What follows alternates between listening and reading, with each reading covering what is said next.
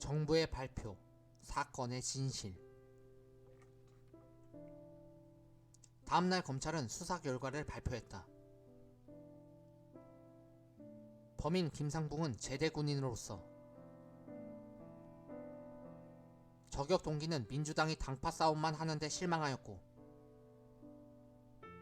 특히 장면은 우리의 원수인 일본과의 관계 개선을 모색하고 있어서 암살하려고 했다고 합니다.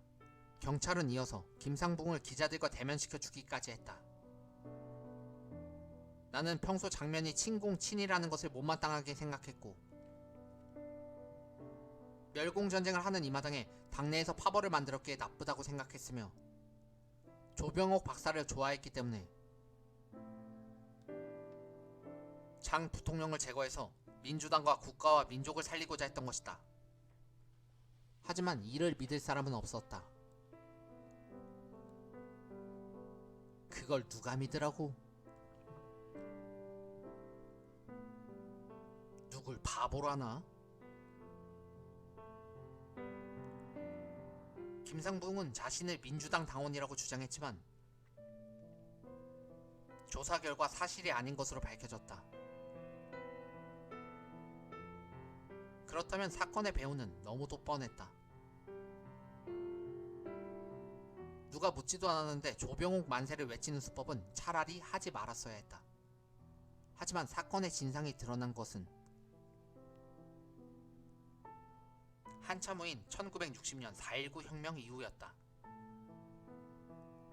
역시나 자유당 의원이 사주에서 한 일이었고, 최종 배후에는 이기붕이 있었다. 각하가 연세도 있으신데 이러다 승하라도 하신다면? 그런데 당시 이런 에피소드가 있었으니 꽤나 흥미롭다. 장면이 병원에서 응급처치를 받은 뒤 퇴원하여 집으로 돌아가자 찔리는 구석이 있었던 이기붕이 위로차 장면을 방문했다. 하지만 이기붕을 보자마자 장면은 대뜸 따졌다. 왜 정치를 그렇게 하는 거요? 이렇게 쏘아붙이니 당황한 이기붕은 어쩔 줄 몰라 하다가, 장 박사님, 왜 말씀을 그렇게 하는 거요? 정권의 야당 탄압. 56년 8월로 예정된 2대 지방의회 선거는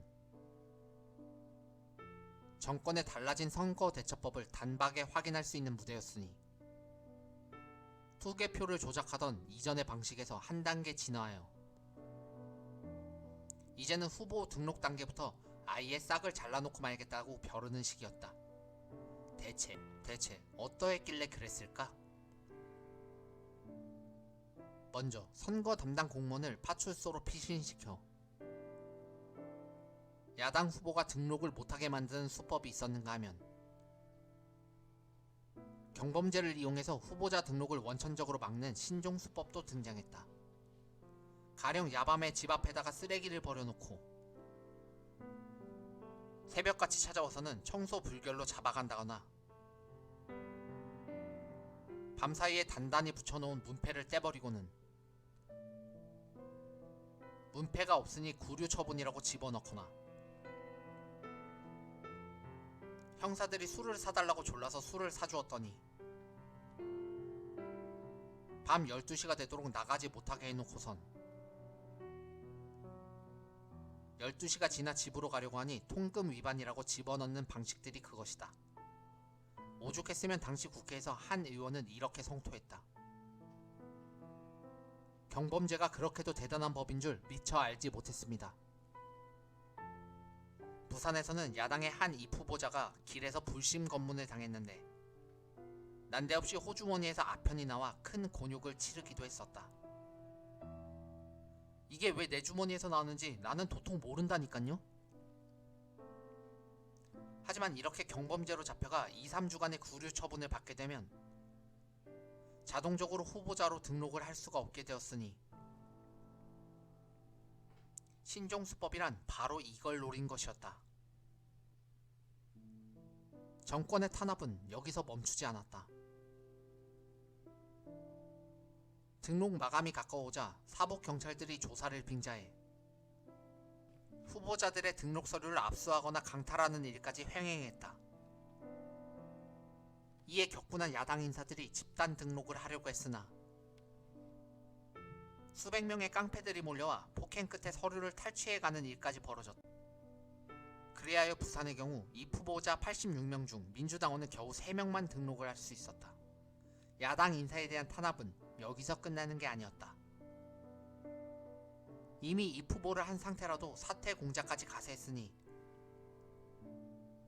갖은 협박과 위협에 시달리다가 후보자들이 스스로 등록을 취소하는 경우도 있었던 것이다. 그리하여 선거 결과 자유당이 전국의 90% 가까이를 휩쓸게 되었으니 미리 싹을 잘라내겠다는 정권의 목적은 커다란 성공을 거둔 셈이었다.